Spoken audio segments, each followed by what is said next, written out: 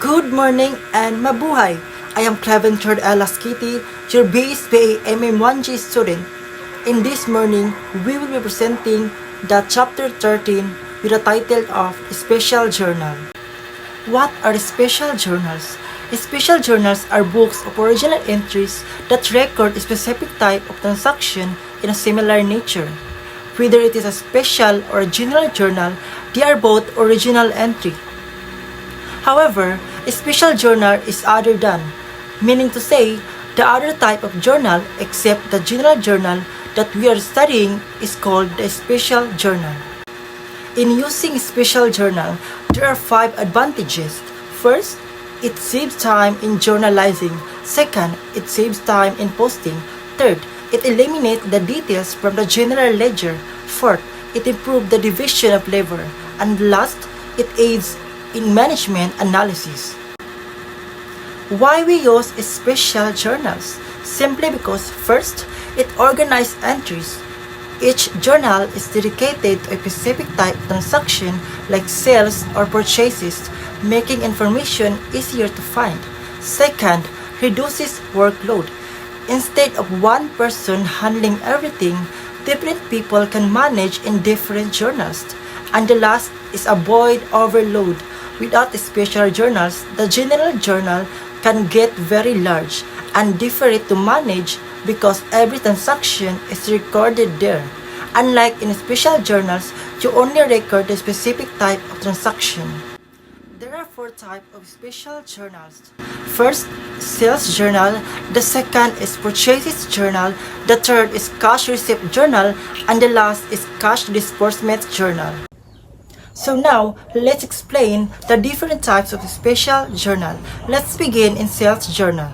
Sales journal. It is involving sales of merchandise on account or on a credit terms are recorded in this book by the name itself, sales journal, basically for the sales of merchandise. Whenever you make a sales of merchandise, you will use sales journal. The pro forma journal entry is like this. Account receivable is debit. This account increases because the customers owes money. Increases in asset like receivable are recorded as debit. Sales is credit because sales represent revenue and revenue increases are recorded as credit. The next is purchases journal. Only transactions involving purchase of merchandise on account or on credit terms are recorded in this book. Whenever you purchase on credit, whether it is a merchandise or other items like office supplies, equipment, you will use purchase journal by the name itself whenever you make a purchase. The pro forma journal entry is like this. Purchases debit. This account increases to record the cost of goods bought, which is an expense. Expense are recorded as debit. Accounts payable is credit. This account increases because the business now owes money to a supplier. Increases in liabilities like payables are recorded as credit. The next is cash receipt journal. Used for all cash receipt including cash sales. In short, that is for receipt of cash. So by the name itself, there's a cash in because receipt. Whenever there's an inflow, you will use this journal. So if the sales is on cash, you will use cash receipt journal because that is only for all incoming money, no matter what it is, collection, investment, interest, donation, because the point is whenever there's a cash inflow, you will use cash receipt journal. The pro forma journal entry is like this. Cash is on debit and various is on credit as mentioned above. There are 3 some examples in cash receipt journal. First, cash received from the sales of merchandise. The pro forma journal entry is like this. Cash is on debit. Cash increases and increases in asset like cash are recorded as debit. Sales is on credit. Sales represent revenue and revenue increases are recorded as credit. The second is cash received as a refund for merchandise returned to supplier. The pro forma journal entry is like this. Cash is on debit because cash increases, so it's debited. Purchase return and allowance is on credit. This account offsets the cost of purchases, reducing expenses which is recorded as a credit. And the third is cash received as collection with a discount. The pro forma journal entry is like this. Cash is on credit. Cash received is an asset increase, so it's debited. Sales discount is debit. This account record the discount given, reducing revenue, so it's debited. Account receivable is on credit. The customer's outstanding balance is decreases, so it's credited. And the last is cash disbursement journal. It is used for all disbursement of cash, including purchase for cash. Basically, it is for the payment of cash. It is an opposite of cash receipt. Same with the purchase journal. What if you purchase on cash, then you pay immediately? Whether merchandise or other item, the better things to use is cash disbursement journal. Because the behavior is for disbursement of money, even though withdrawal of honor, payment of liabilities, salaries, utilities, as long as there's a disbursement of money, then you will use cash disbursement of journal. The pro forma journal entry is like this. Various is debit as mentioned above and cash is credited. So here are some examples in cash disbursement journal. First is purchase of merchandise in cash. The pro forma journal entry is like this. Purchases is debit. It records the cost of new inventory, increasing assets expenses. And cash is uncredited. Show cash reduction because it's spent on merchandise. The second is payment of merchandise on account with a discount. The pro forma journal entry is like this. Accounts payable is debit because it reduces the amount owed to suppliers.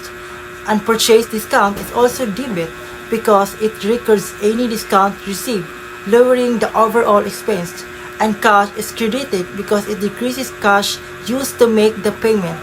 And the third is refund to customers for merchandise return. The pro forma journal entry is like this. Sales return and allowance is debited. It reflects a reduction in our revenue due to the return. Cash is credit because it decreases the cash refunded to the customers. The general journal is a record used for transactions that don't fit into special journals like sales or purchase journals. Even if special journals are used, the general journal is still needed for certain unique or conflict entries. There are the following that recorded in general journal. First, owner's original investment. When the owners initially invest money or asset in a business. Second, the return of merchandise. When goods both on the credit or returns. Third, adjusting and correcting entries to make financial adjustment or correct mistake. The last is closing and revising entries to close out account and period end and prepared for the next period. In summary, Chapter 13 discusses the special journals, which are subsidiary ledgers used to record a specific type of transactions like cash receipt, cash disbursement, sales, or purchase. To improve efficiency and accuracy in bookkeeping, their purpose lies in streamlining the recording process, allowing for division of labor and reducing the volume of entries in general journals. This leads to a better organization and control. Common types of special journals include the sales journals for credit sales, purchases journals for credit purchases, cash receipt journal for cash outflow or inflow rather, and cash disbursement journal for cash outflow. And that would be all my topic, ma'am. I hope that I explained well. Thank you. Good day everyone and welcome. The next topic we will dwell into is the chart of accounts, a fundamental tool in accounting. A chart of accounts is a list of all the accounts a business uses to record its financial transactions. Think of it as a company's financial blueprint. It organizes all the accounts into specific categories, making it easier to track and analyze financial data. In short, mauna functions a chart of account to make the transactions easier before creating general ledger. Accounts are grouped into several main categories. Assets, which means what the business owns. Under assets are cash, accounts receivable, inventory, ug uban pa. These are the resources that provide future economic benefit. Also, liabilities means what the business owes on obligation to pay others. Under here could be account payable, loans payable, and etc. Next is the owner's equity, which means the owner's investment in the business and accumulated profits. Owner's equity represents the residual interest in the assets after deducting liabilities. Another one is the revenue or income generated from the business operations. And finally, the expenses or mga nagasto in generating revenue like salaries, rent, and utilities. Let's look at the example chart of accounts for Davao Metro Sales. Nakita ninyo how accounts are categorized in the assigned page numbers? That is for reference only. Note that the actual transaction is recorded in the general ledger. As you can see, the page numbers in this chart refer to the pages in the company's general ledger. Ang general ledger is the main accounting record, and each account in the chart has a dedicated page or section in the general ledger where all transactions are recorded. Before information is transferred to general ledger, transactions are usually recorded in special journals. So special journal is designed to efficiently record or dira na ang specific types of transactions like sales, purchases, cash receipts, and cash payments. So unsa ang relationship ni chart of accounts, special journals, ug general ledger? Transactions are recorded in special journals, then summarized and posted to the accounts in general ledger, which are organized according to the chart of accounts. The chart of accounts acts as a roadmap for the entire accounting process. So makayotik ang imong transaction sa general ledger kung wala kay chart of accounts o special journals. So these are the frequently asked questions. Can you create transaction first but without page or account numbers yet? Yes. The example chart of accounts shown earlier, including the page numbers, is created in anticipation of general ledger's use. It's a blueprint, not a record of existing entries, meaning, example lang ta na kung tahay, naa na general ledger nga, nahimo, maong naa na toy page number. Are special journals necessary? Well, it's strictly required. Special journals are highly recommended. Why? It creates better organization. It gives time and reduces the risk of errors and makes it easier to check for accuracy and identify any discrepancies. Can you create a general ledger without special journal? Yes, pero this means that for every transaction, you would need to identify all accounts affected by the transaction and determine whether its account should be debited or credited. Kay wala may special journal, wala ka naka-pre-divide o naka-categorize daan sa mga transactions. Yes, pwede wala special journal pero expect it to be time-consuming, prone error, difficult to summarize, lack of organization, and inefficient. Good day, ma'am. My name is Daryl Casas. Our topic today about Chapter 3 Special Journal. Narrative transaction during the month of January 2A. January 1, Mr. Jonas Macaranias made the following investment. A. A bank deposit 1 million with Banco de Oro under current account. B. Merchandise inventory worth 35,000 net realizable value. Ang journal entry niya, ma'am, kay cash in bank. Mo na yan debit, ma'am. Ang debit niya, ma'am, kay cash in bank 1 million. Tapos merchandise inventory kay 35,000. Mo na yung credit. Tapos ang total capital niya, ma'am, kay 1,035,000. Muna yan total capital. Ang sa January 4, ma'am, kay issues in encased check number 53251 used to pay for the Department of Trade, Industry, Business Registration and Permits to city government in the amount 5,700. This is covered by check voucher number 1. Journal entry niya, ma'am, kay taxes and license cash in bank. Ang debit niya, ma'am, kay 5,700. Tapos ang credit niya cash in bank 5,700. January 5, issue check number 53252 amounting to 25,000 representing personal withdrawal of Mr. Jonas Mascareñas. This covered by check voucher number 2. This is recorded the cash in disbursement journal. Muna to, ma'am. Thank you.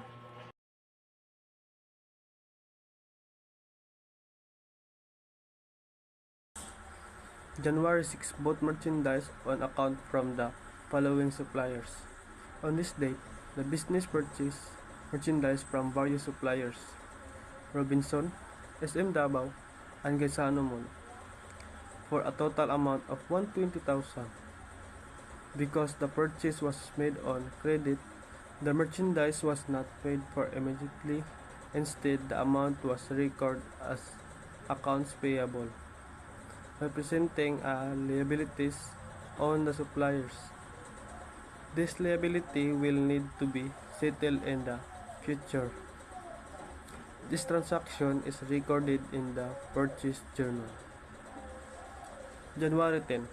Sold merchandise from cash to the following customers. On January 10, the business made cash sales of merchandise to two customers, Tagum Enterprises and Panabo Groceries, receiving a total of 30,000 pesos in cash. This amount was immediately deposited in the bank and recorded as a cash in bank. This sales are record revenue or sales in the cash receipt journal. January 15, issue check number 53253 in the amount of 49,000 to Robinson's in payment of January 6 account. On this date, the business settled its account payable to Robinson's amounting to 50,000 pesos from the January 6 purchase. Due to a purchase discount, the actual amount paid was 49,000. The 1,000 discount is recorded separately as a purchase discount. This transaction is recorded in the cash disbursement journal. Hello guys, my name is Marcian Albarracin. This is Group B Special Journal by Marcian Albarracin. Enero 19, pagbibenta ng paninda. Transaction, nagbenta ang kumpanya ng paninda sa tatlong customer, Dadengas Commercial, Coronadal Mart at Decos Grocery. Ang mga binta na ito ay ginawa sa account, ibig sabihin ay babayaran ng mga customer sa ibang araw. Journal entry, account receivable is debit with the amount of 60,000. Ang account na ito ay na-credit dahil mayroong kumpanya ng karapatan na singilin ang mga customer para sa halagang utang. Ito ay isang asset at ang mga asset ay tumataas sa pamamagitan ng debit. Sales is credit with the amount of 60,000. Ang account na ito ay na-credit dahil nakakuha ng kita ang kumpanya mula sa pagbibenta ng paninda. Ang kita ay tumataas sa pamamagitan ng credit. Enero 21, pagbili ng furniture at fixtures. Transaksyon, bumili ng kumpanya ng furniture at fixture mula sa Z Furniture gamit ang cheque. Journal entry, furniture and fixtures is debit with the amount of 150,000 pesos. Ang account na ito ay asset. Ang mga asset ay tumataas sa pamamagitan ng debit. Cash in bank is credit with the amount of 150,000. Ang account na ito ay na-credit dahil nagbayad ang kumpanya ng cash para sa pagbili. Ang cash ay isang asset at ang mga asset ay bumababa sa pamamagitan ng credit. Mura to ma'am, salamat.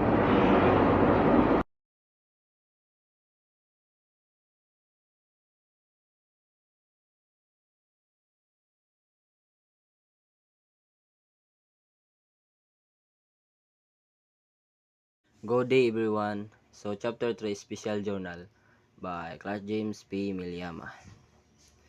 So this is the continuation of chapter 3.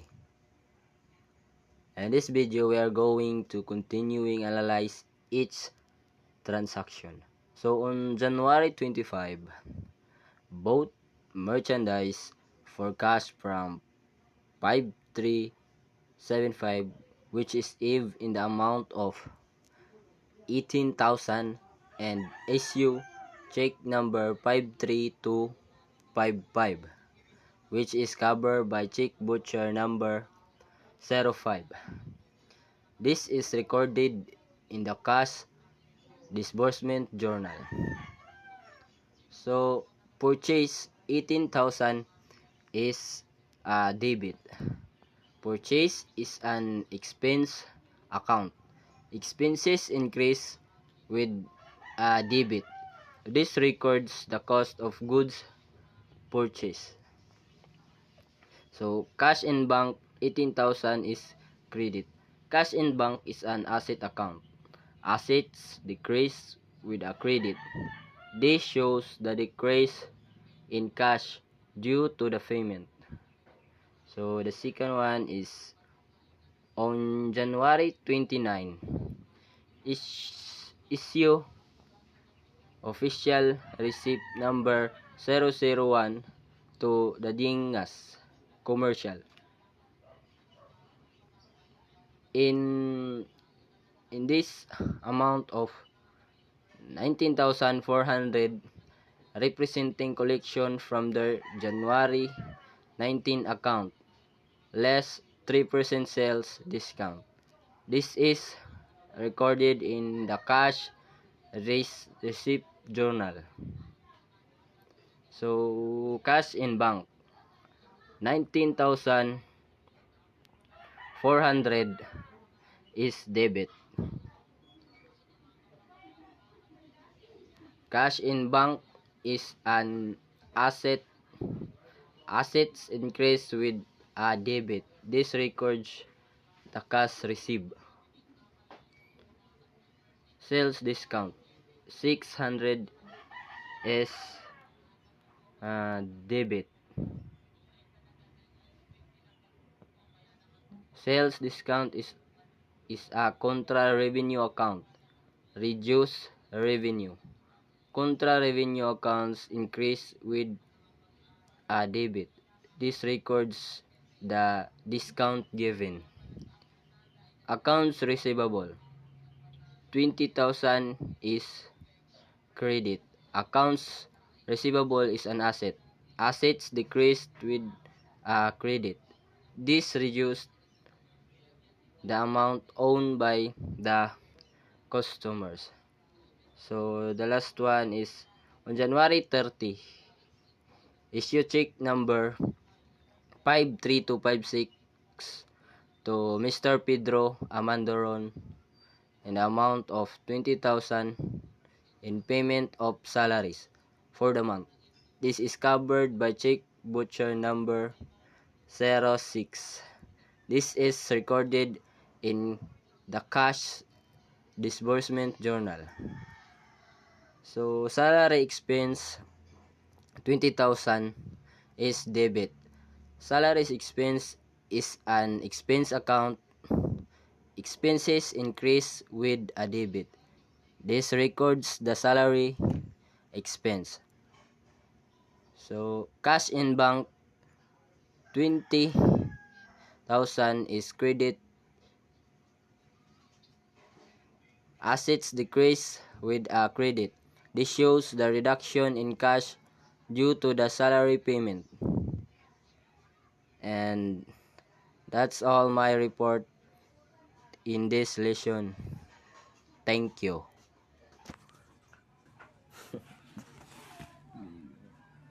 Hi ma'am, my name is Bea Basig. My topic is all about general journal. General journal, this journal records all types of transactions. The example shows an investment by the owner increasing cash in bank and capital. Debit, increase in cash 100 million, and credits increase owner's equity accounts. The debit increase assets accounts. Credit increase in capital 100 million 35,000 credits. Increase owner's equity accounts. The debit and credit sides must always balance. Next, Purchase journal. This journal records purchase of goods on credit. The example shows purchase from 3 suppliers. Debit increases in purchases. Total 120,000. Debit increase expense accounts. Credits increase in accounts payable. Total is 120,000. Credits increase liability accounts.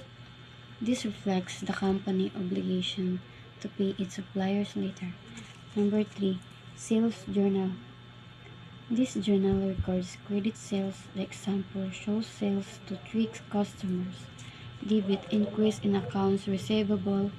Total is 600,000. Debits increase assets accounts. This represent money owed to the company by its customers. Credits increase in sales. Total is 600,000. Credits increase revenue accounts. Cash receipts journal. This journal records cash inflows. The example shows cash received from customers. Debit increase in cash. Total is 49,400,000 in accounts. Receivable is 30,000. Debits increase assets accounts. Credit increase in sales. 20,000 plus 10,000 equals 30,000. In sales, discounts is 600 plus 600 equals 1,200. Credit in decrease assets accounts and increase expenses accounts. Discounts. Each special journal purchases sales accounts